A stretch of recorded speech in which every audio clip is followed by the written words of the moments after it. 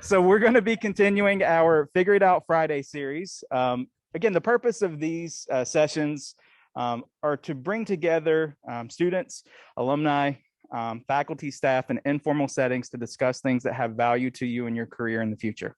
So our lovely students brought to my attention this concept and notion of we need to talk about the American Public Health Association. Let's talk about APHA. Okay, tell me about that. Why? Well, because students build up this mental block when it comes to this conference. One, attending it. Two, participating, right? It's a pretty straightforward process for you to submit an abstract, for you to put information out there in the world that you could go present to a group of professionals. This conference is hosted each year. It rotates.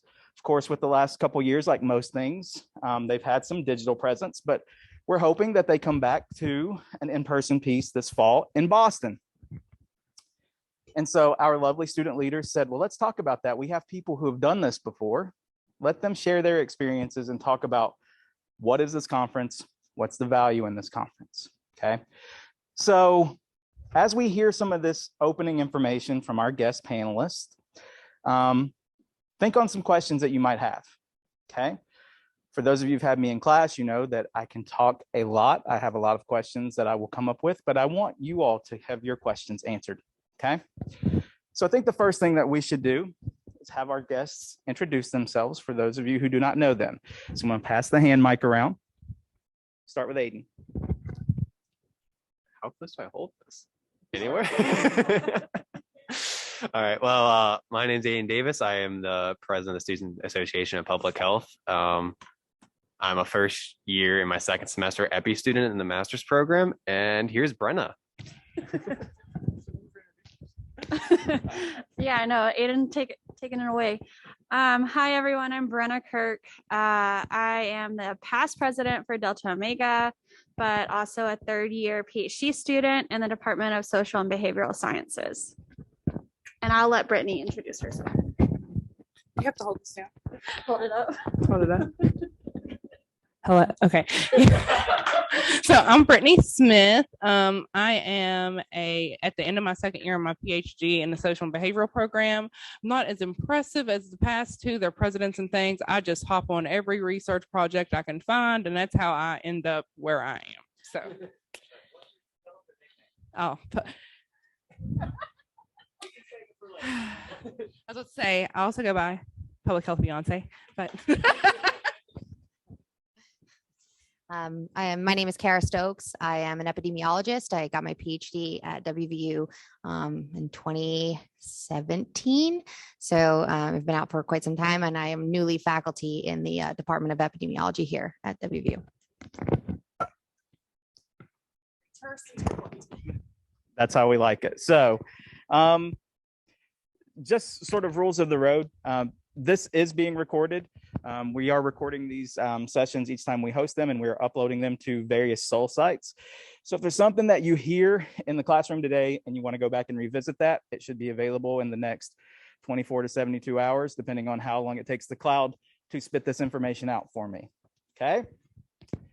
So I guess maybe the first question I have in general, before we get into some of the details, who wants to tackle what is APHA?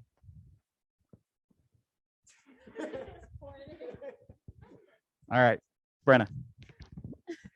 So APHA is I think the biggest public health association, and probably why it's also the biggest public health conference. But it's pretty diverse. I mean, as you know about public health, there's people from all sorts of disciplines. I mean, public health incorporates social work, not just public health students or professionals. It really crosses nursing, all the different fields that have some sort of relationship to public health. And I want to say, I don't really know the membership numbers, but it's several thousand. Even at a conference, I think it's somewhere in the 20,000 people who go. Of course, not within the past couple of years, but I suspect with Boston, people are going to be excited to get back. So it'll be a good group. Yeah. follow up, Brenna, and for each of you guys as you sort of address this, how many APHA conferences have you attended? So I have only attended one APHA conference in person. That was 2017 in Atlanta. But the past two virtual conferences I've attended. Well, last year was hybrid, but I attended virtually. So I guess 3 technically total, but 1 in person. And that really is, like most things, it's the best when you can actually be there physically. So I'll pass it to Aiden. So I've only actually been able to get to one. It was the one in Philly, and I can't remember the year to save my life. Was that 2019? Yeah. I was gonna go to the virtual ones, but I decided not to. I wish I would have gone to see what that experience was like, but It wasn't worth it.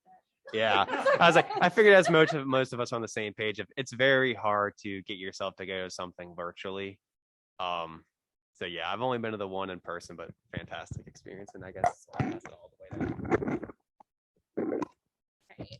So APHA, you will hear me call it the Public Health Grammys. I love it there. Like, just to feed off what Brittany was saying, Brenna, not Brittany, Brenna, but just to feed off what she was saying, just a little bit, something I love about the conferences. I don't know about you, but when I'm reading articles on my topics that I'm interested in, you see certain authors over and over and over and over. This is your time to go meet that author, because chances are they're going to be there. They're going to have a presentation. They're going to be around. But when it comes to APHA or the Public Health Grammys, I've been one time and I went in Philly and it was absolutely wonderful. I've been to about 7, none of the virtual. I didn't attend any of those, given that I thought it would be a waste of time. Anything else you want me to elaborate on? Yeah. With those 7, I guess let's pin it into sort of the value that you take away. Sure. From those events. So I think it kind of piggybacks on what Brittany said. So if you are, most of you are undergrads, right? With the exception of 1 master's student, 2 master's students. Okay. I think that the biggest benefit as an undergrad, do you know which field of interest you actually 100% want to go into? If, say, you want to pursue higher education? Possibly not, and that's okay. It gives you the opportunity to see what people are doing in other areas outside of the faculty that you currently have access to. So those who are teaching you right now, that public health is very, very diverse. There's many disciplines that, filter underneath that category, that big umbrella. So it gives you the opportunity to see what other people are doing to potentially align with them and possibly find graduate programs that may be more aligned with what you're interested in outside of what you currently have access to here. So one of the first ones that I went to, I was already a master's student. I was looking for a PhD program that aligned with my interests. And I found, I went from booth to booth to booth. You have to be very proactive if you go to these conferences, but I went booth to booth. And when I say booths, it's set up like each school has its own booth, and that is, in a row, and there's several lines of them. And you just kind of talk about the faculty that are within that department, whether it be, one of the facets of public health that you're interested in. And then you have the opportunity to go meet that faculty member and gain a rapport, and then potentially get the opportunity to work under that faculty member if you're going for higher education. But that's the biggest benefit to me of going, especially at this level and as a master's student as well.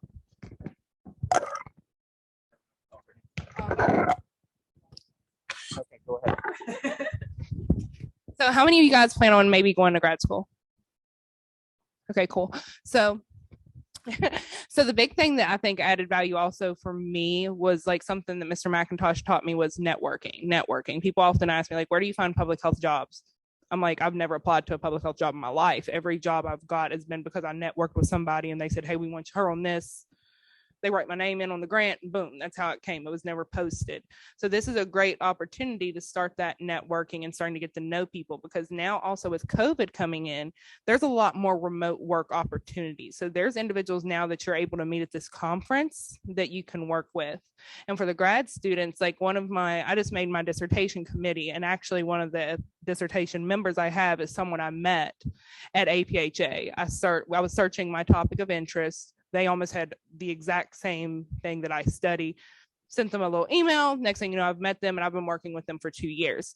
So that's been a great opportunity. So just never forget that even if you don't present, I recommend presenting, but even if you don't, just the networking experience on its own is like valuable for years. Yeah, just to add to what's already been said, and I guess maybe this is something we want to bring up, sort of just explaining what happens at a conference. There's so much that goes on. Like in a way, it's overwhelming, especially your first time, because during 1 hour, there are so many different events, presentations, everything happening at the same time. It's sometimes hard to choose what you want to go to. So that's just, I guess, one little tip with if you do plan to go, just looking ahead of like sort of having a plan, putting a plan together of like what's important to you, like to make the most of the experience, but also taking care of yourself, like not becoming so overwhelmed by everything. Even exploring Boston, like it's fun just going to a new city and exploring and having time to do that as well. But pretty much during a conference, there are oral presentations, there are poster presentations, there's an expo, which is sort of the booths that are all set up in this large space that is open pretty much all day, every day, where you can go and then meet people from different schools or agencies or organizations. And then there are also, and this is what I want to sort of add to it, there are also socials or things like that that are a little more low key. Or like micro mentoring sessions or something like that, things that are geared more towards students. So when you go to events like that, it can be a more laid back kind of way of networking as well. You don't have to go up to someone because you've seen their name on an article or something like that and have an agenda. It can just be that you're there with everyone else who wanted to be there and just meet people. So, you're not alone in that sort of setting or situation. And I think, in my experience, when I went in person in Atlanta, I was also looking for grad school. And I had an opportunity to get to know what's going on in other programs outside of where I was coming from in North Carolina. And I got to meet with faculty through some of those socials. Like I actually went up to someone during their poster presentation, saw which university they were coming from, talked to them a little bit. They had just graduated from a program and then knew a faculty member that I was interested in and having a discussion with and learning a little bit more about her research. And she offered to connect me at the section social later that night. I didn't end up going there, long story short, but I still got to, made a connection that I'm still in contact with now, who could be beneficial even further down the road. So just networking in general, like you don't know when those contacts will come in handy. Just making those connections now, even if it's not for your immediate future, can come down, further down the pipeline and be useful to you. But yeah, so I guess the socials sort of within that, I'll add one more thing. With APHA, there are 32 sections. And so those are kind of the groups that are broken up based on like fields of interest or area. So like there's a public health education and health promotion section. There's an epidemiology section. Like there's 32 of those. And so each of those sections within APHA plan certain events for the conference. And so you can sort of use that, find out where your interests are and look at sort of at the agenda for the conference based on your interest to know where you'll get the most out of making those types of connections. But yeah, anything you want to add? Yeah, so wow, that was loud. Kind of piggybacking off what everyone else said, like Brittany, when she was like networking is how I got all my jobs. That's basically what happened to me too. Like it is essential that you network and get to know people. And I promise you, everyone thinks the same thing at first. It is kind of scary going up to people, but everyone has to do it, and no one's really gonna be rude about it if you come up and start talking to them. They might be like trying to get somewhere and like they're gonna leave the conversation and we're like, oh, I gotta get going, and just be respectful of other people's time is I guess one thing I would want to put out. But I know we were focusing on the poster presentations, all this other stuff, like have an agenda. I know whenever I went in Philly, I found a map of where all the booths were going to be at. I sat there, like, I want to go this one, I want to go this one, I want to go here, because the main reason I went as an undergrad was, what am I going to do? I have absolutely no idea what's going on. I think I want to go to grad school. I think I want to do epi. Or I just want to get a job. Where can I get a job besides a health department? So I was like, this will be a good way for me to do that. And I walked into the hall, immediately forgot where all the booths were at, stood in the doorway, and I was a traffic jam, long story short. So be ready to go in there with a plan. I finally remember the people I ran into from WVU up there. It was Allison McCracken and Christy Donahue. So sorry. So yeah, they actually found me because I was just sitting in a corner with my laptop at one point waiting for the opening session to start up. And I was like, I have no idea what to do. I'm just going to sit here and look busy. I was actually playing, I think, a game on Miniclip. And full disclosure there, I didn't know what to do. I was completely overwhelmed. So I guess like my advice going through, if like it's your first time in a big setting like that, go with a friend, find someone from the school. I promise you, no one's going to say no. It might be one of those things where you, oh, okay, well, if you're following me around, I am going to these things, and you might have no interest in that, but you never know. You could end up finding an interest after you think so. I will say it was really cool walking through the poster sections though. I was like, I had no idea there's even research about this stuff. Like, so yeah, I think if I have to say like one big like tip, trick or whatever, and if you actually remember it, like I actually go through and look at their map. Like they will have like, okay, there's going to be WVU School of Public Health here, University of Kentucky here, Ohio State at this one. Like, okay, well, those are the 3 programs I'm most interested in. I'm going to go up and talk to them. And then I want to go talk to the Peace Corps or NIOSH. Well, if they have tables there, it'll be on that PDF. So if you remember your plan or print it out, it's a good way to keep on track because there's just so much to do there. Plus, you can get a lot of free stuff. If you're just going to wander around, the first thing I suggest doing too is finding someone with a bag that you can take so you can fill it with all the free goodies. I got so many stickers, so many stress balls and stuff. Like I got my payments worth of just in free stuff. So what you guys are sharing in this space. So as folks are sharing, it is easy to get overwhelmed in that space, but one of the biggest allies that you're going to have, if you're a WVU student, it's likely that we are going to be tabling there at the exhibit hall, and you are welcome. We usually try to make that a cozy environment for prospective students to speak in, but our current students are welcome to use that as home base. And so there's going to be someone, whether it's myself, Lauren Devine, Dr. Carlton, someone is going to be there from our team.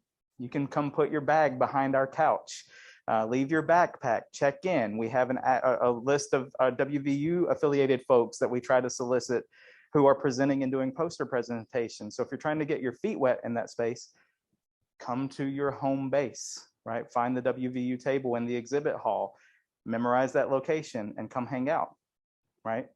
If you're going to be there, we may even ask you to hang out for a little bit and talk to other people as they come through to share your experiences. But find that home base, those people that you can just go take 15 minutes and sit and play Miniclip, right? To reset your brain while you relax and get ready for the rest of the event, because it's tiring. I mean, when you're talking about these conference centers and these exhibition halls, they're gigantic. I mean, they're several blocks, city blocks. And that's just navigating up and down the educational sections. And Aiden was sort of getting into the career events and tables that you can get involved in. Over the last couple of years, prior to COVID, they'd actually started to recruit people like myself to come in and review resumes as part of the Career Mart and Expo there. So you're going to have people who are fantastic from other schools who do similar work to the work that I do, who are going to be willing to help you out. So those are other things that you can get involved in. Now, we were starting down this path of building a plan, getting your agenda. I'd like to hear a little bit more detail on that space about how maybe you navigate that. So does anyone have a thought they want to jump in? Brenna?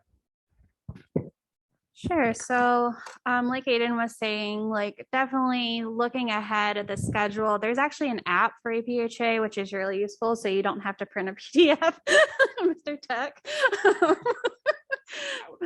Yeah, no, it's really nice because then it'll show you like what sessions are coming up and where they're at and stuff. But really just like we've said a little bit, but just going in with a plan, like what are your goals? Like starting there. Are you trying to get a job? Are you just trying to explore and figure out what you want to do and just want to talk to people or get to know what else is going on in terms of research or within the agencies, even like internships and stuff like that, people having those conversations of what opportunities exist outside of, you know, just WVU or Morgantown even. But you know, going in with a plan, like who do you want to talk to? What are your goals? But then also, this might be a little bit spoiler alert, and we don't have the details really figured out yet. But one thing that we are thinking or trying to do is for anyone from WVU who's planning to go to APHA, like having almost a buddy system so that, you know, we'll be going. We have our plan, like we have goals that we will be achieving or trying to achieve while there, people that specific people we want to talk to, but at the same time, we want to be very inclusive and make it a good opportunity to, you know, if we know someone that we've met at a previous conference or by other means that you want to be introduced to, we can be that connection. Or even if you don't have someone in mind specifically, just someone to help navigate, like to know what's going on and sort of not be there, be the traffic jam of like, oh my God, like, where do I go? Where do I even start? Because when I went in 2017, I was by myself and I felt that way too. Like I didn't have anyone from my university there. Like I found some, but like we hadn't talked before that we were like going to be there together. So it really was just like, oh my God, there's so much going on, like what to do. But yeah, having a plan and then also like trying to make use of your network here to feel more confident and comfortable sort of in that environment and using, you know, us as a group, as a collective to sort of fill that space and make the most of the time there. You want to go? Yes, real quick. Sorry. All right. Kind of the point I was making earlier by like going up to people and everything else, I just wanted to share like a quick anecdote of like how friendly people really are at this event. As I was sitting in the opening session with oh my gosh, Allison and Christy, someone actually came up to us because they heard us talking like, you guys are from WVU. It was someone who went here in the past and we started a conversation there and she's like, oh, I'll actually be up at this table. I actually ended up never finding the table. Surprise. You didn't have the app. Yeah, I didn't have the app. So, but when I was looking for the table, I passed this one. It was the Tribal Epidemiology Center. So I was like, that sounds really cool. I kept walking past and eyeballing it. I think the table worker finally realized I was interested, but I was just too scared to walk up, full disclosure. So she literally called me out in the crowd of people walking around and was like, do you want to come up here and talk? I was like, well, yeah. But so don't be scared. They're there to talk to you. They are there to help you and answer questions about their specific organization. So I just kind of wanted to just really instill that like it is okay to talk to people. And that's also me yelling at my younger self. So Okay, I was just gonna quickly add like that same thing like Aiden was saying, people are friendly, like especially if you're thinking grad school, like all the people there, they're selling to you. So like make the most of that. Like you don't have to be scared. They're trying to win you over, not necessarily the other way around. Obviously still be professional because that can leave an impression, but ultimately they want you to come and talk because they're interested in getting you there. Yeah, and as I'm walking to take a question, I'll share also that most of the people who are recruiting from the school side know each other. There are other things that we participate in with each other. And so if we hear something that someone's looking for, tropical medicine, we don't really do that here, right? But I have a great colleague from Tulane, right? Let's go over there and talk to them. And they'll often walk you to the place that you want to go. So it really is collegial in that way, and people are taking care of each other in that space. So question in the room. Want a microphone or you want me to relay it?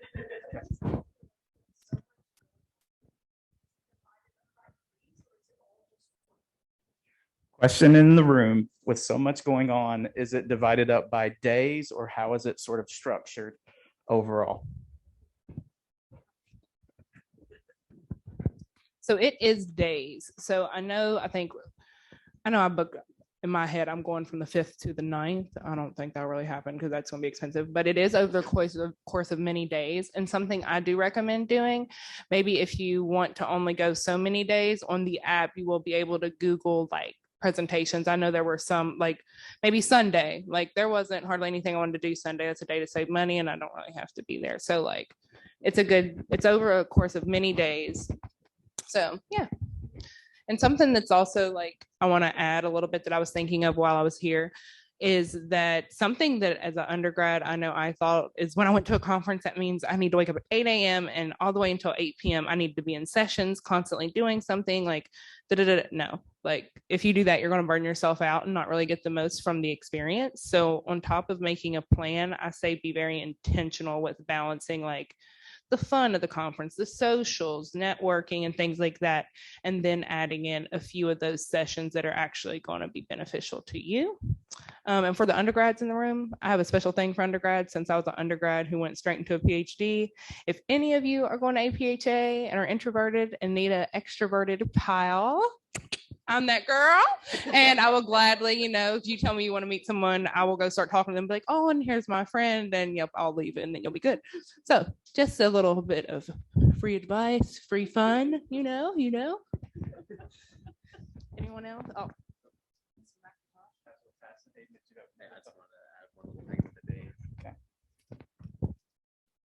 I'm gonna say within Philly, my perception of everything that happened, like I went for the student day because it was cheaper to go for just a student day. And yeah, but I feel like on that day, like if you're looking more like if you're interested in grad schools, that's going to be the day where you can guarantee the most grad schools, and majority everyone is going to be gearing towards students at the exhibits just because it's the student day. Like it'll still be for professionals and everything else, but like if you can really only go one day out of the entire conference, if they end up doing, which you said they most likely are going to, if you can only go one day, I would highly suggest that day just because it would be focused towards students. I think it was the first day in Philly too, because I was there for opening session. So yeah, that would make sense. So yeah, that's all I. Maybe that's what we need. Yeah.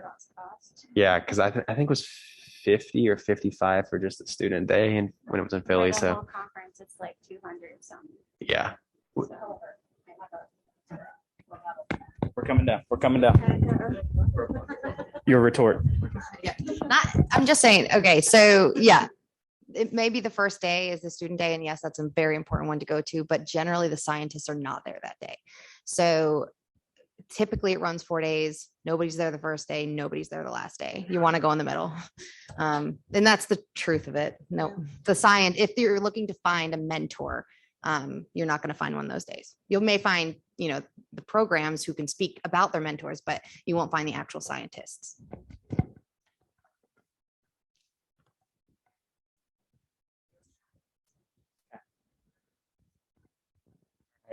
Check-in time. So we're going to try to keep this, get us out of here by 1. I do want to make sure that we move to the portion of the conversation as well about how we actually get those posters on a board there. So I'm interested, Kara, as a student, did you present? Okay, can you talk a little bit about how you got connected, how you actually found what you were going to present? Because that's something I think that a lot of students think that is this giant mountain that I can't do that. I'm not a researcher. How did you do that as a student? That was when I was going to ask you, did all those deadlines pass? No. Okay. Okay. So as an undergraduate student, I think what I did at least was align with someone who had an established program of research and get on one of their projects, maybe something small. You don't have to be breaking the ground here, especially at an undergraduate level, but get on a project and then just submit a poster. I heavily advocate to opt for oral. It'll scare you, but I think that's really good for you. And if you don't get an oral, they'll push you down to a poster and that's totally fine. But yeah, just align yourself with someone who it may not even be in your wheelhouse of interest. It doesn't matter. Just get out there and present something. So it makes it so that you know what it feels like, you can't explain something if you don't understand it well. So I think that's a good introduction into getting into like, presenting actual scientific work. So align with somebody who has an established program of research and can potentially get you on a project. Even better if you can bring a project idea to them that's in their wheelhouse, but establish with somebody. I don't know if that's good advice, but that's what I would do. So just to feed off that a little bit too, when you're looking for someone to kind of feed off of, something that's a big deal with APHA is the cost. I mean, one hotel stay, I think in one of the hotels is $250 a night. That's like average for the ones that are close right now. So if you are talking to individuals who have these established research programs, there's a chance that within their grant, they have travel funds. So speak to them again and just be like, hey, I'm really interested in presenting. I want to get that experience. What could we present together? That's even an option sometimes too that I know I took. And yeah, I did a poster presentation my first time around as an undergrad. So I do highly recommend that. I think I'd have been scared and almost died if I'd have done an oral presentation. But now my second year, I'm aiming for an oral presentation now that, yeah. So like, I think just try to apply to present. The school's really supportive. They're going to try their best to help you get there. So don't just open your mouth. That's my advice. Open your mouth and you'll get paid and get your money and the experience you need. Absolutely. And I guess one other part that we haven't touched on, but within APHA, there's something called the student assembly. And if you become an APHA member and you're a student, you're automatically within the student assembly. They have scholarships you can apply for. The sections have student scholarships that you can apply for when you're submitting an abstract. Delta Omega has a poster competition coming up. Applications are due, or abstracts are due April 21st. So like that's another way you can get money. There's probably not going to be one source that'll pay for the whole thing. So as much as you can apply for, like that's the best strategy. Just apply for everything. Don't count yourself out. It'll add up. Similarly, I think SAPH is trying to figure out ways to sort of pool money and get a group to go. So there's stuff coming down the pipeline. Keep your ears, eyes open to those opportunities. And like Brittany was saying, like the department will try to pay or the school will try to pay and help get you there, especially if you are presenting. That's sort of the caveat. People who have a poster or an oral presentation will probably get first dibs on that money. So highly encourage you to try to submit something. The deadline is April 30th for all the different sections. Student assembly, I would suggest, is a good one too if you're an undergrad student to submit to. And abstracts don't have to be just research. Like a lot of you're doing your practicum or your internship or experience. Like they've expanded that, especially within student assembly, to allow some of those opportunities to be submitted and presented on. So like within, if you're, I guess as a senior, you're presenting a poster for that already. You can literally use that poster for APHA. You just have to write up an abstract, which is usually, I think, 250 word max. So like very short, straight to the point, essentially what you did, what you found out, or if it's like just based on an internship or experience, like some lessons learned, just very general. It's not just research. So don't count yourself out if you don't already have a project going on that's research focused. It can be whatever you make it, just you have to put it within that format. I know, just to go up just a little tidbit. Say you're on a research project and you haven't done the analyses yet, you can still submit your abstract even though you haven't done analyses. For mine, we hadn't officially analyzed my qualitative data, but we just wrote like, this is what we're going to do. And that was good enough. We got accepted in. So don't think, oh man, my project isn't here yet. Nope, you can still do it.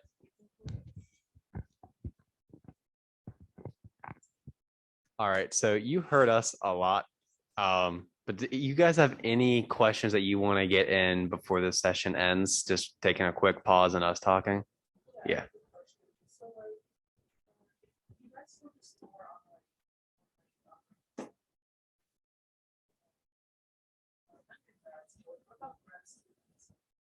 I can't speak as a grad student experience because I haven't gone as a graduate student. So Same advice. Yeah. Yeah, the same advice. If you're looking for a mentor, trying to get anything. Did you do your undergrad here? You did not. Okay. I think just go and meet the scientists, because that's when you go for a PhD, you typically align with somebody, not necessarily the program, it's a person, and what they're doing, and that interests you and it aligns with what you're doing. Obviously it doesn't have to be exactly the same, but the general topic needs to be very similar. So go and meet the actual scientists and gain a rapport with them, because your chances of getting accepted when you have a face to the application is much higher, particularly if you've, put a good face on and said, this is what I'm interested in, this is what I've done, blah, blah, blah. I think I haven't went as a grad student, but I think I had that grad student mentality as an undergrad because I knew I was going to go into a PhD program. I would say, I know a lot of people, Brennan might beat me up for this, but focus less on the student focused events, like networking with students, and focus on networking with scientists. Like that's something like I often like kind of get critiqued for, is like, oh, you're never at the student this, you're not. Well, I'm not trying to network with a student. I want to network with someone who's established. I want to mentor. So that's kind of where I put my efforts into, rather than the student assemblies or things of that nature. Any other questions for our panelists?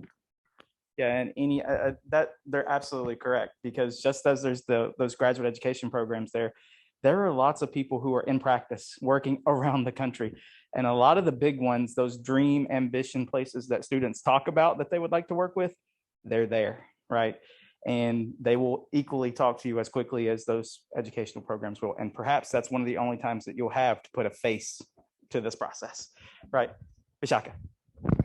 I was just wondering, like, I know WVU has some specific locations and materials for like poster development. So like, could someone speak to like, maybe just the technical and like hands-on, like, what am I doing, Okay. All right. And that's going to be our last one, so we don't get in trouble with the next class. Yeah, okay. So I actually have a few resources.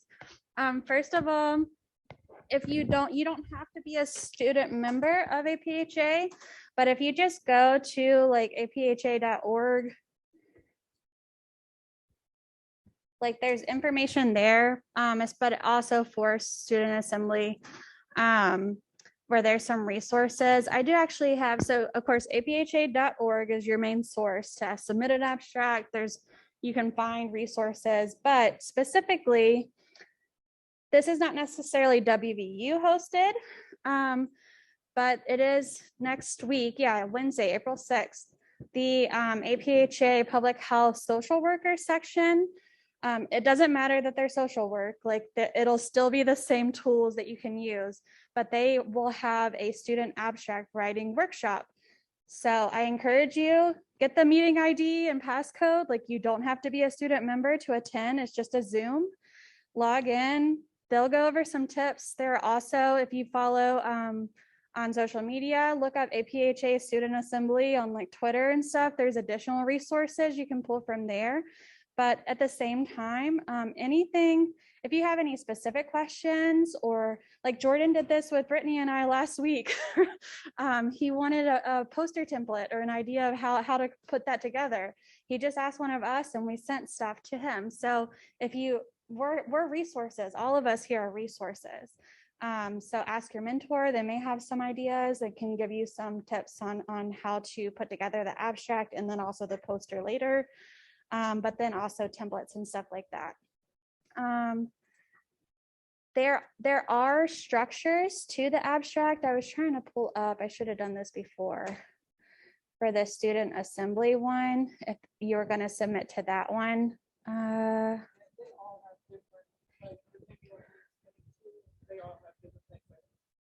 Right. So Brittany said, depending on which section, you're submitting to, they may have different, but essentially the format's still the same. If it's research focused, it's going to be background, methods, results, sort of conclusion or discussion.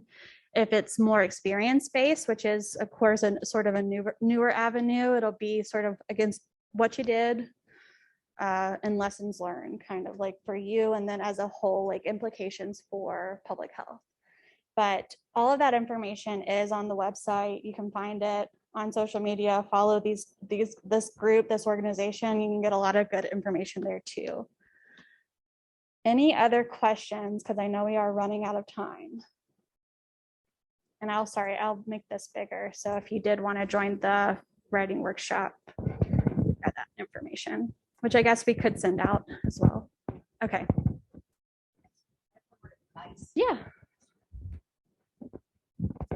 So if you do go to APHA, just recognize that there are 20,000 plus people who are going to the same conference. So even if you're not at a conference related event, so say you're at a restaurant, chances are there are other people around you who are in the same organization. Just watch what you say, watch how you conduct yourself. I've seen many people do things that are probably frowned upon and they definitely it was noted by many. So just conduct yourself in a professional manner. That's all I'm saying, regardless of if you're at an event or not. A word of caution. Yep. I'm sorry. This honestly does not want to clock in. So another random piece of advice I want to give really quick is there are 20,000 people there. So one thing that I think is so annoying is if you go there, don't be satisfied with just networking with like kind of one individual. And here's why I say that. Like when I went, say I networked with 10 people, I maybe had a solid full connection with 2. So like make sure you give yourself a lot of space, because just because you network with someone, maybe something isn't available at that time. And that's like the world of research. So for example, there's someone I've met 2 years ago. They're like, we're going to do a grant. Okay, we networked. I didn't hear from them until probably last week. Now it's starting. So like kind of just don't just say, oh, I did it. I went and I talked to one person. No. And also just because you're an undergrad doesn't mean you don't need to have little business cards. Get those made. Talk to Scott.